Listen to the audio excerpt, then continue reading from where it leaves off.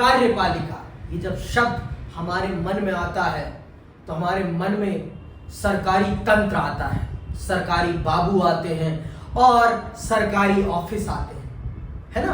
कुछ ऐसा ही हमारे मन में ख्याल आता है जब हमारे मन में हमारे सामने ये शब्द बोला जाता है कार्यपालिका। देखिए, किसी भी देश को चलाने में कार्यपालिका की बहुत बड़ी भूमिका रहती है। वास्तविक तौर पर एक देश को कार्यपालिका ही चलाती है। और कार्यपालिकाएं कितने प्रकार की होती हैं, क्या होती हैं कार्यपालिका और कैसे काम करती हैं, क्या क्या होता है कार्यपालिका में, इन सब प्रश्नों के उत्तर मैं आपको इस अध्याय में चल रहा हूं देने। चलिए प्रारंभ करते हैं इस अध्याय को। सबसे पहले तो हम इस अध्याय के परिचय को समझेंगे कि हम इस अध्याय में किन किन प्रश्नों के उत्तर खोजने चल रहे हैं और क्या हमें पता चलेगा इसे पढ़ने के बाद। तो आइए सबसे पहले इस अध्याय में किन विषयों को उठाया गया है और हमें क्या बताया गया है, इनको समझ लेते हैं और हम फिर आगे डिटेल में इन सभी बिंदुओं को विस्तार पूर्वक समझेंगे। विधायिका, कार्यपालिका और न्यायपालिका सरकार के 3 अंग हैं। ये तो मैंने अध्याय प्रारंभ होने से पहले ही आपको समझाया था कि हमारा संविधान ताकत का कुंड है, तो उस ताकत के कुंड को जनता तक पहुंचाने का काम 3 संस्थाओं के कंधों पर है। वो कौन है? एक है आपकी कार्यपालिका, एक है आपकी विधायिका और तीसरी है आपकी न्यायपालिका। इनके कंधों पर है देश की शासन पद्धति को चलाना। इन 3 लोगों के ऊपर है देश की शासन पद्धति को चलाना।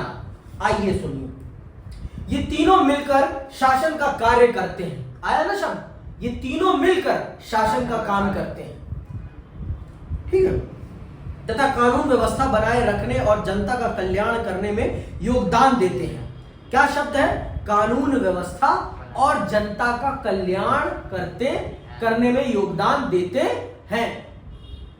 कानून व्यवस्था, इनका काम क्या है? इन तीनों का कानून व्यवस्था बनाना और जनता के कल्याण में भागीदारी देना।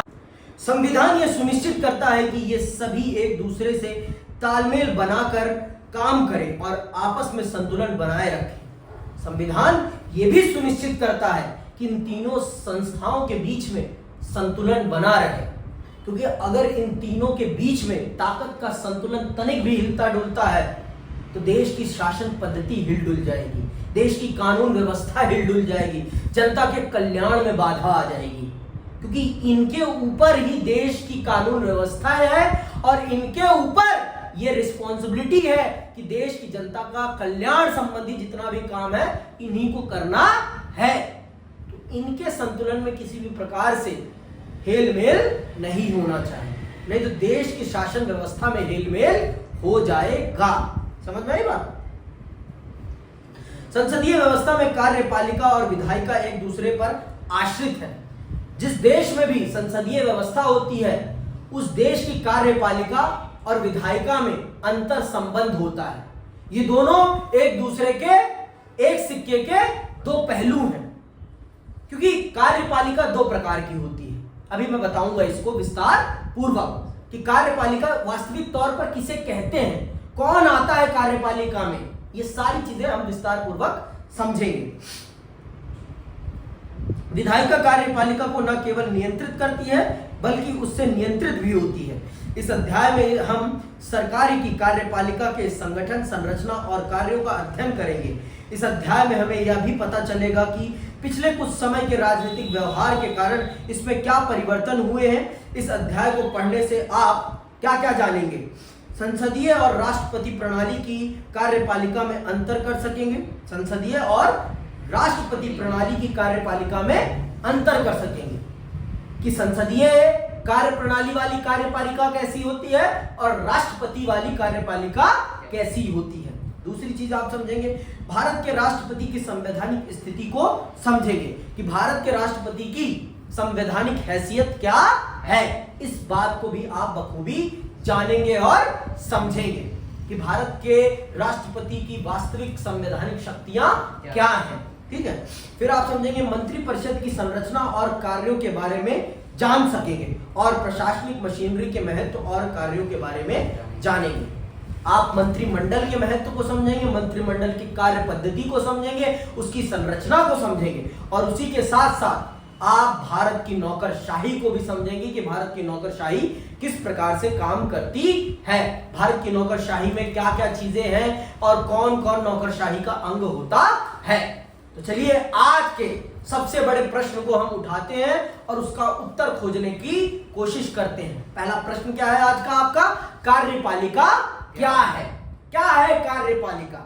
इस चीज को समझना हम सबके लिए बहुत जरूरी है, और अगर हमने इस चीज को नहीं समझा तो हम इस अध्याय को कभी भी नहीं समझ पाएंगे। क्या है कार्यपालिका? इसको समझना हम सबके लिए बहुत जरूरी है। समझ में आई बात? देखो कार्यपालिका क्या है, ये पहले समझने से पहले हम कार्यपालिका को दो खांचों में बांटते हैं। एक होती है आपकी राजनीतिक कार्यपालिका और एक होती है आपकी अस्थाई कार्यपालिका। समझ में आई बात? एक होती है आपकी राजनीतिक कार्यपालिका और एक होती है आपकी अस्थाई कार्यपालिका। समझ में आई बात? ठीक, एक है आपकी राजनीतिक, ठीक है, कार्यपालिका, और एक है आपकी स्थायी कार्यपालिका।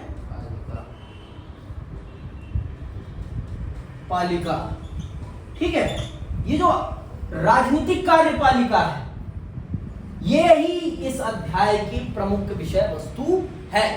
इस अध्याय में हम इसी के बारे में चल रहे हैं पढ़ने। इस अध्याय में प्रमुख तौर पर हम इसी के बारे में चल रहे हैं पढ़ने। इसके बारे में? राजनीतिक कार्यपालिका के बारे में। अस्थाई कार्यपालिका, स्थाई जो स्थिर है उसके बारे में हम कुछ नहीं पढ़ने चल रहे, थोड़ा बहुत जान लेंगे बस। और ये देश नहीं चलाती, देश ये चलाती, देश ये चलाती, तो इसीलिए इसको हम समझेंगे। ये जो ऑर्डर देती है ना, ये जो आदेश देगी, उन आदेशों को समाज पर लागू करने का काम ये करती है।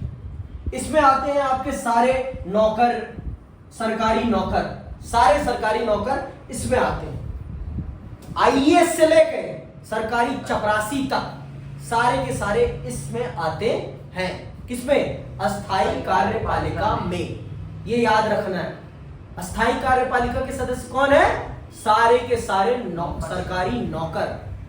समझ में? जितनी भी नौकरशाही है वो पूरी की पूरी स्थायी कार्यपालिका में आती है, और वो अपनी एक उम्र सीमा तक काम करते हैं, अपने जीवन की एक उम्र सीमा तक यहां सेवाएं देते हैं। पर ये हर 5 साल में बदलती है, हर साल 5 साल में बदलती है, या नहीं भी बदलती। अगर सरकार एक रह जाए तो, समझ में आई बात? इसका संबंध सीधे विधायिका से है। इसका संबंध सीधे विधायिका से है। जो विधायिका में ताकतवर होगा, जिसके पास विधायिका में क्या होगा? बहुमत होगा, वो ही राजनीतिक कार्यपालिका का सदस्य होगा, वो ही राजनीतिक कार्यपालिका में होगा। इस बात को समझ लो आप, इस बात को बखूबी समझ लो आप। संसदीय प्रणाली में राजनीतिक कार्यपालिका में वही होता है जो संसद में बहुमत में होता है। और इसमें कौन कौन से पद आते हैं? इसमें आपका प्रधानमंत्री आता है। प्रधानमंत्री क्यों? हम राष्ट्रपति को भी ऐड करते हैं। इसमें आता है आपका राष्ट्रपति, ठीक है, राष्ट्रपति। दूसरा आता है आपका उपराष्ट्रपति, ठीक है, उपराष्ट्रपति। फिर आता है आपका प्रधानमंत्री, प्रधानमंत्री, और फिर उसका प्लस में मंत्री परिषद। ये होते हैं राजनीतिक कार्यपालिका के सदस्य। प्रमुख तौर पर ये, प्रमुख तौर पर आते ये भी हैं, लेकिन प्रमुख तौर पर सिर्फ ये होता है प्रधानमंत्री और उनका मंत्री परिषद ही राजनीतिक कार्यपालिका के वास्तविक सदस्य होते हैं। वास्तविक सदस्य उस तरह से ये भी आते हैं। ऑफिशियली राष्ट्रपति भी राजनीतिक कार्यपालिका का सदस्य होता है, क्योंकि आखिरी तौर पर किसी भी चीज की स्वीकृति देने का काम राष्ट्रपति ही करता है। बिना राष्ट्रपति की स्वीकृति के भारत में कुछ भी नहीं हो सकता है। समझ में आई बात? तो ये है आपकी कार्यपालिका, ये है आपकी राजनीतिक कार्यपालिका, ये है आपकी अस्थायी कार्यपालिका। ये बात समझ में आ गई? अब आते हैं पेपर पर। पेपर पे क्या लिखा है ये भी पढ़ लेते हैं।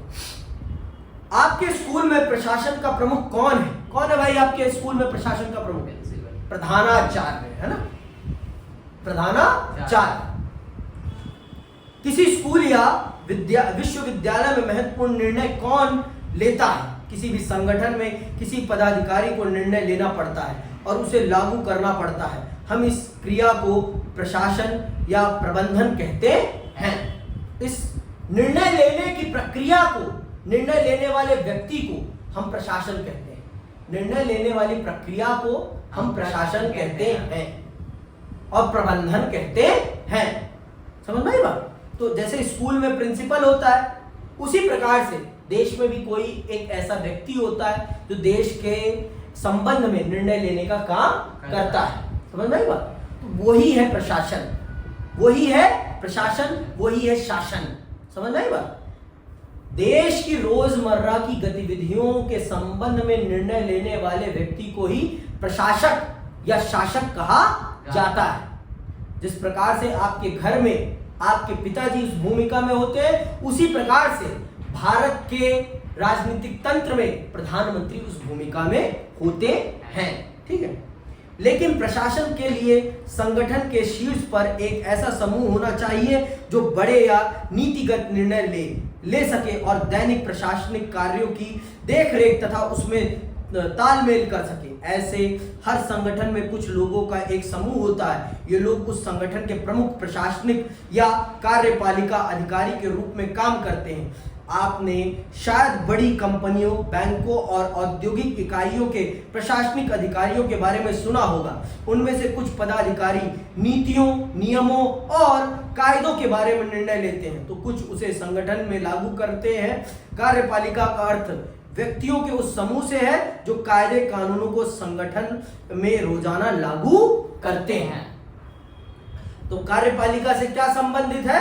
कार्यपालिका का अर्थ व्यक्तियों के उस समूह से है जो कायदे कानूनों को संगठन में रोजाना लागू करते हैं। समझ रहे हैं? कार्यपालिका से क्या अर्थ है? कार्यपालिका से अर्थ है उस समूह से जो शासन प्रशासन को रोजाना लागू करने का काम करता है। समझ में आई बात? तो ये है आपकी कार्यपालिका।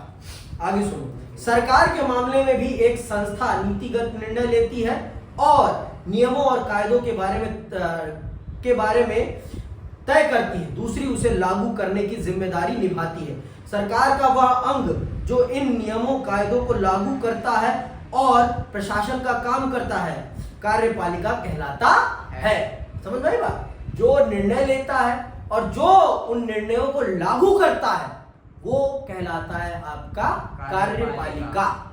वो क्या कहलाता है? कार्यपालिका, जो निर्णयों को लागू करने का काम करता है। इसीलिए तो इसे अस्थायी कार्यपालिका कहा गया है, क्योंकि ये निर्णयों को लागू करने का काम करता है। ये निर्णयों को लागू करने का काम करता है। देखो, ये जो राजनीतिक कार्यपालिका है ना, ये विधायिका की भी सदस्य है, ये विधायिका में भी काउंट होंगे और ये राजनीतिक कार्यपालिका में भी काउंट होंगे। ये बात जान लो, बिना विधायिका का सदस्य बने कोई राजनीतिक कार्यपालिका का सदस्य नहीं बन सकता।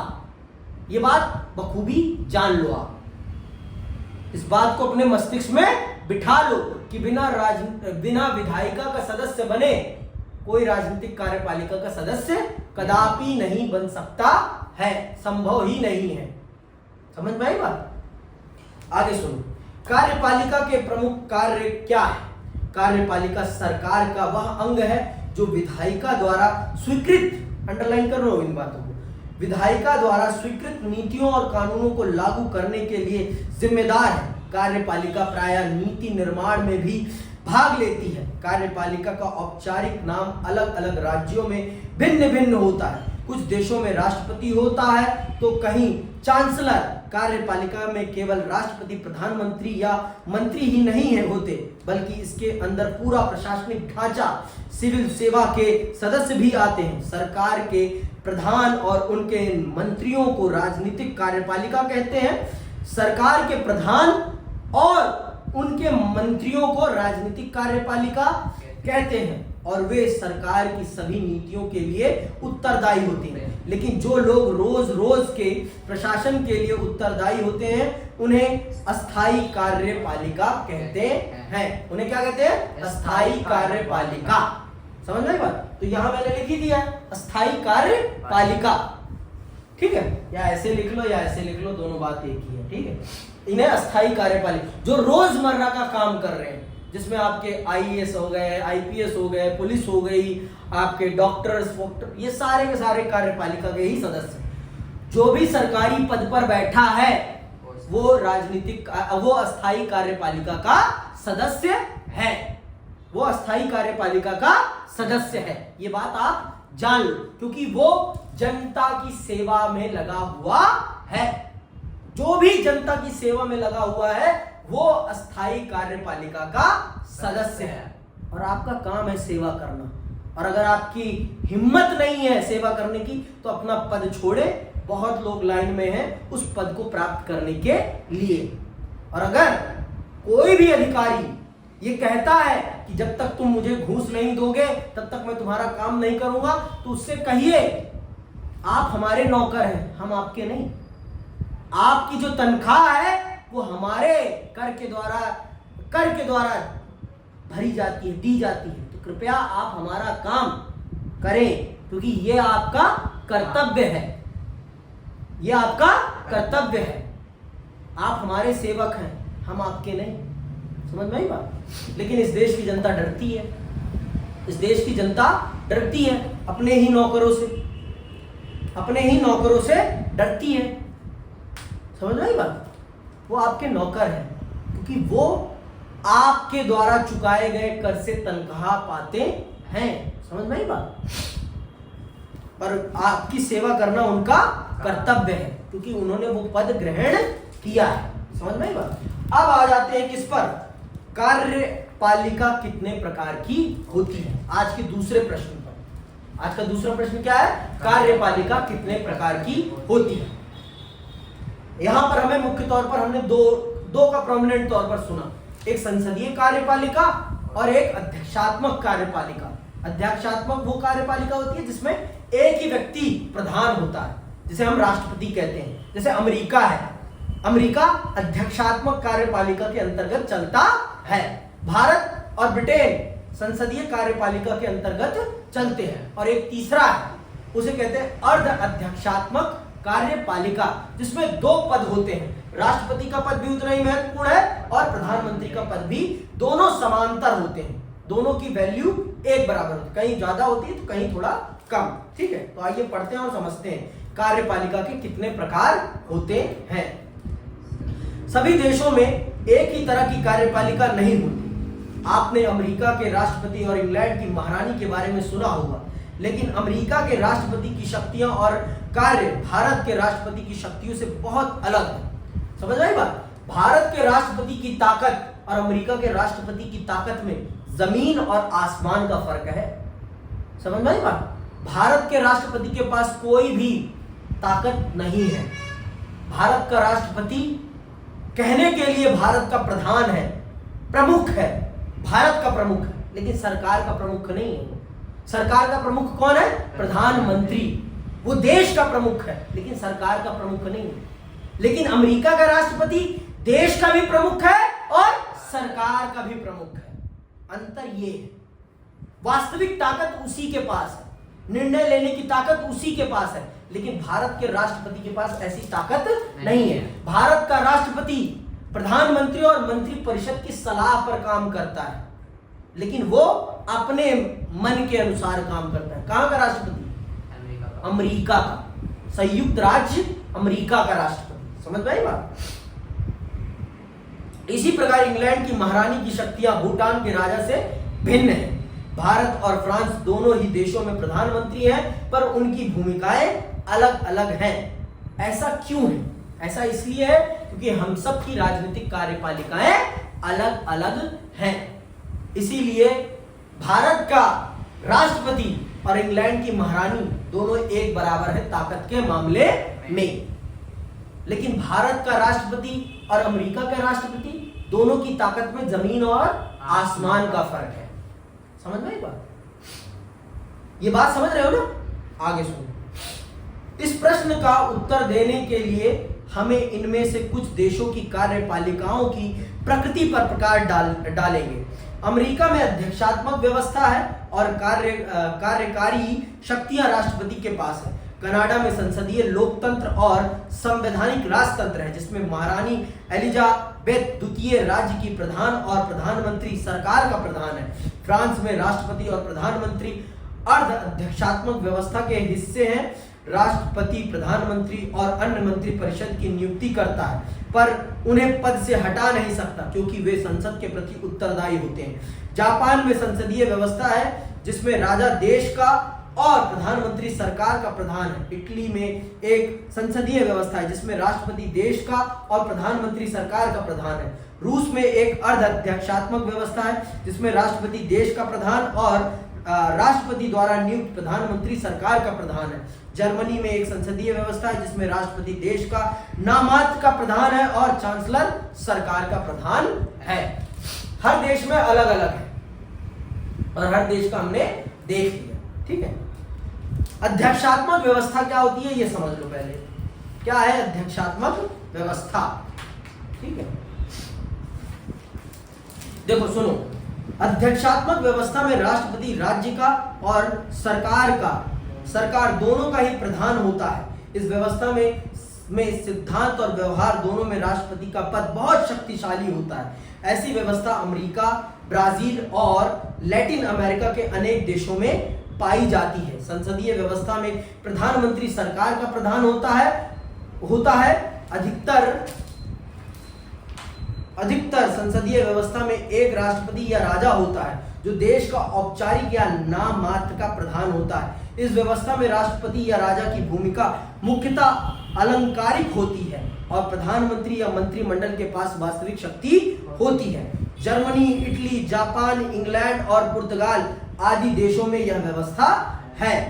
अर्ध अध्यक्षात्मक व्यवस्था क्या है ये भी देख लो। अर्ध अध्यक्षात्मक व्यवस्था में राष्ट्रपति और प्रधानमंत्री दोनों होते हैं, लेकिन संसदीय व्यवस्था के विपरीत उसमें राष्ट्रपति को दैनिक कार्यों के संपादन में महत्वपूर्ण शक्तियां प्राप्त हो सकती हैं। इस व्यवस्था में कभी कभी राष्ट्रपति और प्रधानमंत्री दोनों ही एक दल के हो सकते हैं, लेकिन जब कभी वे दो अलग अलग दलों के होते हैं तो उनमें आपस में विरोध हो सकता है। फ्रांस, रूस और श्रीलंका ऐसी व्यवस्था में है। समझ में आई बात? तो इन देशों में अलग अलग व्यवस्था है। देखो जो राष्ट्रपति है उसमें तो स्पष्ट है, देश का प्रधान भी। देखो जो अध्यक्षात्मक व्यवस्था है उसमें फिर से सुनो, जो अध्यक्षात्मक व्यवस्था है उसमें देश का प्रधान भी राष्ट्रपति होता है और सरकार का प्रधान भी राष्ट्रपति ही होता है। सारी ताकत राष्ट्रपति के पास ही होती है। समझ में आई बात? और जो आपकी संसदीय व्यवस्था है उसमें नामात्र का देश का प्रतिनिधि कौन होता है? राष्ट्रपति या राजा, पर वास्तविक सारी की सारी शक्तियां, सरकार की पूरी ताकत प्रधानमंत्री के पास होती है। प्रधानमंत्री और उनकी मंत्रिपरिषद के पास होती है। तो भारत में ये वाली व्यवस्था है। और अर्ध अध्यक्षात्मक में दोनों के पास ताकत होती है, राष्ट्रपति के पास भी और प्रधानमंत्री के पास भी। समझ में आई बात? तो ये व्यवस्था दुनिया में 3 प्रकार की कार्यपालिकाएं हैं। एक है अध्यक्षात्मक, एक है संसदीय और तीसरी है आपकी अर्ध अध्यक्षात्मक। ठीक है, तो इन 3 कार्यपालिकाओं के अंतर्गत पूरी दुनिया चलती है और इन्हीं के अधीन पूरा विश्व चल रहा है आज के समय पर। तो आज के लिए बस इतना ही। अगली क्लास में हम विस्तार पूर्वक समझेंगे भारत की राजनीतिक कार्यपालिका को। समझ में आई बात? इसी के साथ मैं विदा लेता हूं। जय हिंद, जय भारत।